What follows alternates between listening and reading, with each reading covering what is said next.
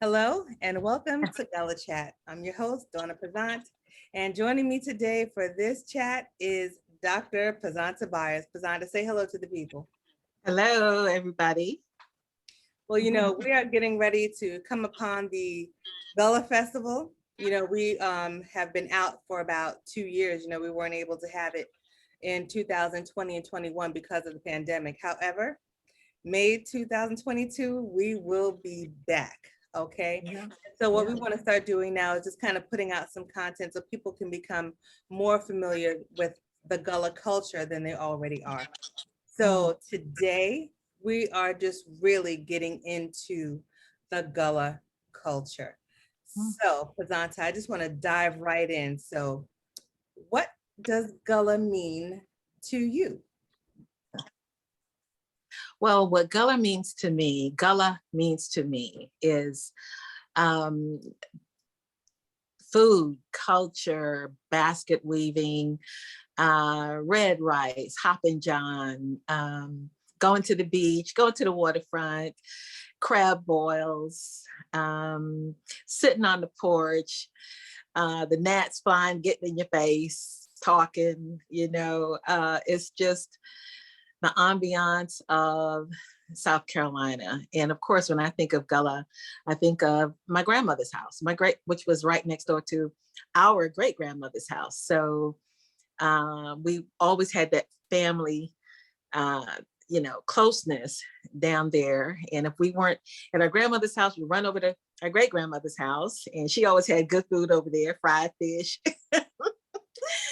So it just means to me, when I look forward to going to South Carolina or to Beaufort, just being, of course, in the atmosphere, being by the water, looking forward to going out to the beaches, collecting shells, yeah, I would say that. It's interesting that you would say some of those things because, I'm from up north. And so when I would go to Beaufort for the summer, staying at grandma's house, those things that you are saying are Gullah, I did not know were Gullah. Yeah. It was just Yeah. an experience, Yeah. But Yes. Yeah. but now that I'm older and I reflect on it, Hoppin' John is not a dish you just get up here. You would say Yeah. Hoppin' John and people, I'm up north, guys, I'm in New Jersey. So you say Hoppin' John and people not know, what are you talking about? Right. Unless they had roots in the South. And then they would know exactly what I Yeah. was talking about. Exactly. And like foods like red rice, for example. Of course, we know the history of Gullah, but it all comes from West Africa. And there's a dish in West Africa called jollof. And so jollof is similar to, it looks just like red rice, where they take fried rice and they bake it in tomato sauce, and then they put the sausage and everything in there, and so forth. So, but it's the very same dish.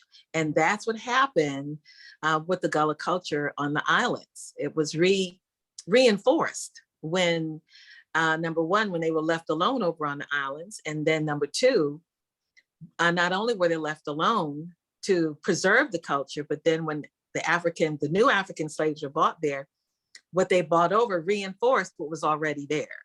So that's what kept it strong, and the tradition strong over on the Gullah Islands. Mm-hmm.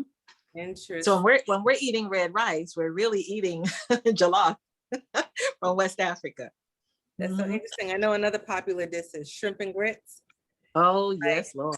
And that's something we grew up on. And like now, like I forget the word, but it's like a special dish. Like it's certain. Yes, I know. It's like a cuisine or something. But yeah. Oh my God, yes, waking up to that grits. And you remember how our grandmother used to fix it? She would stir fry that onions and green peppers and some gravy, and then she'd have that shrimp. And oh my goodness.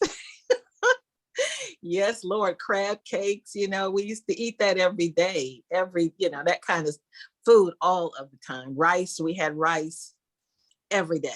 every day that was a staple in the household in South Carolina. So yeah, I mean, and to this day, I have to have some kind of rice, rice and grits. So yeah, Definitely. it's So just to give you all some context, our grandmother was Rosalie Fraser Pizant, one of the founders or co-founders, of the Gullah Festival. And so yes, she says, my grandmother or grandma, or I say grandma, we're talking about one of the reasons why there is a Gullah Festival in the first absolutely, in, absolutely, yes. in Beaufort, South Carolina. So just to give you some Mhm. context. Now, Yes. I want to get into the education part of the Gullah culture and why it's so important. So why do you think it is important to educate people about the Gullah culture? Well, because it's so rich. It's still a culture that has preserved African traditions in the United States. It's a culture that was it's like the modern day Wakanda, really, to be honest. It was untouched, it was preserved. And the reason it was preserved is because it was an island. There were islands, and a lot of when there was slavery, then the slave owners did not stay on the islands very long. They came over there to make sure their crops and so on and so forth were being taken care of, but then they would leave because it was too hot for them. So, but the climate was just right for our people. And so it's children should know that the richness of that, because it's preserved there. And so when you go to the Gullah Islands, St. Helena Island and Frogmore and Fripp and all of that, the places that have not diluted the culture or anything. But of course, at the festival, that's when it all shows up. Everybody comes out, and with the food and the crafts and the ring shouting, dancing, everything, that's when everybody comes out. But yes, children should know that if you want to see rich, true, genuine, pure culture, then that is where it is in the United States, on the coast of South Carolina, Georgia, in northern Florida, which is considered the Gullah Geechee corridor. Mm-hmm. And when you mention young people and learning about the Gullah culture, very interesting. This year, okay, I'm a teacher, everyone. So I've been teaching now about 23 years. And this year is the first time that I saw in one of the reading programs where they had a story about the Gullah people. I had never seen it before. And it was called People of the Land and Sea. So, but I want to talk about the children who are, okay, well, I was going to say who are Gullah, but a lot of us are Gullah, don't even know it, Right. but Yeah, for that's the true. children, it is true. But for the children who grow up knowing that Gullah is their roots, or growing up in the Low Country, there's so much beauty in the Gullah culture. Why is it important for young Gullah children to understand and embrace that beauty? Because it's undiluted. They can refer to a source that has not been diluted by American culture. Okay, I mean, it's still it's just pure source, basically, in terms of food and crafts and storytelling, communicating with each other, singing. It's so rich, and you're not going to find it anywhere else in the United States. You just won't find it anywhere else in the world, right? Because it's just yes, it's definitely it's just pure culture, African culture. Mm-hmm. Yeah, see, I asked that question because sometimes as generations go on, and then the elders pass, and then you have the next generation, and then they're getting older, and then you have the younger generation. Sometimes they don't necessarily see, like, the younger people. When I say younger, I mean like maybe the 20 somethings now of a generation, or the 19s and teens or whatever. They may not understand the importance of what it is their ancestors were a part of. or what Mhm. grandma did, the importance of, you know, the Mhm. fishing and the catching the crabs, you know, like, you know, just the Yes. whole, like Mhm. the basket weaving, all those things, like, because Mhm. like you don't want it to become a lost art, Right. like you don't want Yes. this to be lost. But as Mhm. we go from generation to generation, there have to be people who pick it up. You know, Yes, there have to be absolutely. people who pick it up. So Mhm. I was just wondering if Mhm. um you thought, or if you thought that they might be losing it. Like, do you feel like it's being lost at all? Or Yeah, I think that the young people nowadays, I don't think that they are really grasping the importance of it or the value of the Gullah culture because number one, especially when you're growing up there, it's natural to you. You don't know what's really different. You know what I mean? It's just, hey, red rice is just red rice. Hoppin' John is just, I mean, when I was growing up there, hey, I mean, Hoppin' John was just where we're gonna have some Hoppin' John. right, It wasn't a cuisine. It wasn't a special dish. It's just the way we ate.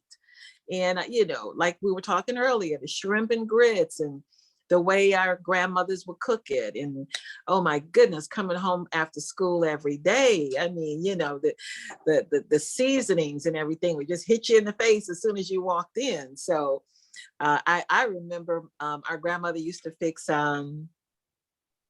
croissant, the croissant, the biscuits, right? But she would do it from scratch.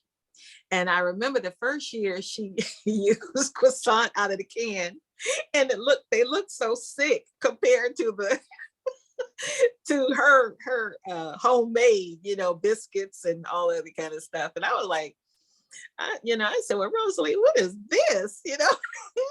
And she said, well, that's a croissant out of the can. I said, no, no, but yeah, it's and that's one of the reasons why our grandmother wanted to celebrate the Gullah Festival, because even when she was in school teaching, the young people were embarrassed to speak Gullah in her classes. And she said, well, if we're going to put together some sort of holiday celebration, why don't we put together something celebrating the Gullah culture? Because this is unique. And the children in my class, the young people coming up, need to know that this is something that is very unique. And the genius of our grandmother is that she recognized the genius of the culture, the uniqueness of the culture. mm-hmm. She recognized that back in 1970 something, okay?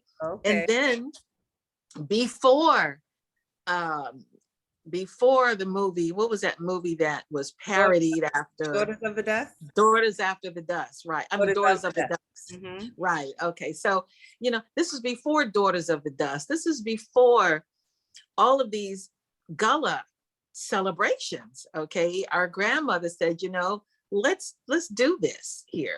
And I believe they were having Gullah celebrations on. I'm not sure if they were having Gullah celebrations on at Penn Center, because Penn Center has always, done something in November, Heritage Day, but the Good. Gullah, but celebrating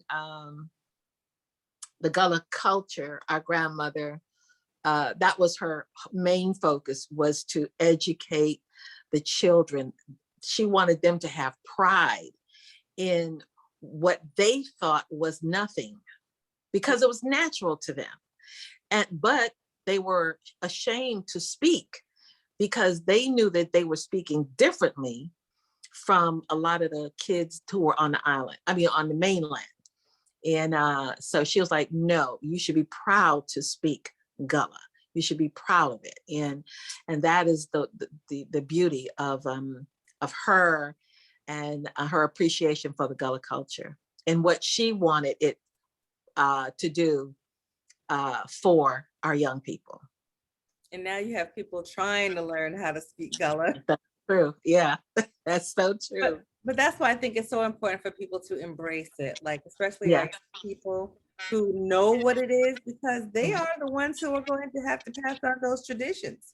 Yeah, that's So true. even, yeah, it's like they already know how to do it. Now, the only reason I had heard of Hoppin' John is because my dad would make it. You know, Mhm. those different Yeah, rice dishes, my father would make it. yeah, right. I That's true. Even though I was born up north, he was a Beaufort baby. You Oh yeah, that's right. And they would come. I remember when Uncle Edward would come down to Beaufort, and they would have the crab boil. If anybody said they were having a crab boil, they were there. And so yeah, the corn on the cob, grilling that, and it just so much. And one thing I used to love to do when we used to go to the beaches when we were young and have the cookouts on the beaches. And Gullah is just everything that's warm and loving, and it's family and food and crafts. If you want to get some beautiful baskets, you can just drive up on the main street on your way to St. Helena Island, and there a lot of the sisters are on the side, elders are on the side, and they're selling their baskets. And for it was just, everything was so natural. It wasn't commercialized then. It was just natural. People were selling their fruit, and strawberries, watermelon. Oh my goodness, it was just the fresh fruit was unbelievable. The seafood, unbelievable. I used to go to this seafood port with our grandfather, and it was the fresh seafood was like right there. That's how they would sell it, like right off of where they caught it. And he'd bring that right home to our grandmother, and she would cook it up. I mean, you can't even get that at your most expensive restaurants. It was um, just the best. It really was. Yeah. It sounds like you could just kind of translate all that into just love. Gullah Oh, is absolutely. Yes. love. Absolutely. Yes. Yes. It was. Oh my goodness. Absolutely. I remember when my great grandmother would come up to Atlanta, because when I was 14, we left Beaufort and moved up to Atlanta. And oh my goodness, when I heard she was coming, I knew if nothing else, we were going to eat good. And she was going to bring a lot of the dishes from South Carolina, to with her to Atlanta. And that's one thing that I took on with my cooking as well. A lot of stir fry cooking with rice and onions and peppers and sausage, seafood and, all of that. I mean, it just comes, well, we think it comes natural, but we learn it as we watch our grandmothers and mothers, cook and everything. So, I learned from my great grandmother something simple, like she used to one of dish she used to cook that was really fast. It was pork and beans, and she would smother it. She would smother the juice in she would stir fry onions and peppers and whatever her vegetables she stir fried it in. She'd pour the juice out of the can, and then she would put butter in it, and she would simmer the juice from the can. She hadn't even added the beans in it yet. And she would simmer that in there and add some water and season it. And that pepper, I don't know what kind of pepper that was, but it was so good. But she would put the pepper in it. And then she would let the juice cook first, just simmer first. Then she would put the beans in, and she would stir it in there. And then she would put meat, sausage, or hamburger meat, something like that in there, And it was just the best. And of course, I was always asking, well, how do you cook this? How do you cook that? Oh man, this is so good. So it was so now I value it, of course, because I was always asking, how do I do this? How do I do that? And so even now my children know how to cook the shrimp and, and the rice and, You know, they know how to cook it because they saw me doing it. And that's what the Gullah tradition is, passing it on, just passing it on, you know. Mhm. Yeah, so it doesn't get lost. Well, guys, thank you so much for joining us today. We really hope you got something out of this chat. You know, we're going to be releasing quite a few leading up to the Gullah Festival, which takes place Memorial Day weekend, the 27th, the 28th, and the 29th. And, you know, you go to our website, that's originalgullahfestival.org. You can find out all that you want to find out about the history of the Gullah Festival, and you can get your ticket information there. We are on social media. We are on Instagram, Facebook, and Twitter. So if you would follow us there, that would be awesome. And as you can see, we also have a YouTube channel. So if you'd follow us on YouTube, that would be great as well. And then you can be kept up to date on what's happening. But like I said, Memorial Day weekend 2022, it is going to be awesome. So we hope to Yes. see you there. So now, Dr. Prasanna Bias, thank you so much for participating in this Thank conversation. you for having me. Thank you. It was fun being here. Do you think you will come back again and talk about something else, Gullah? Oh, absolutely. Just let me know. Absolutely. Amazing. And I will. Okay. All right, so that's it. Until we come back to our next Gullah chat, I'm Donna. And as you know, that's Dr. Prasanna Byers. And we hope you all just be blessed, remain blessed, and we will see you in Beaufort. Bye. Beautiful. Bye.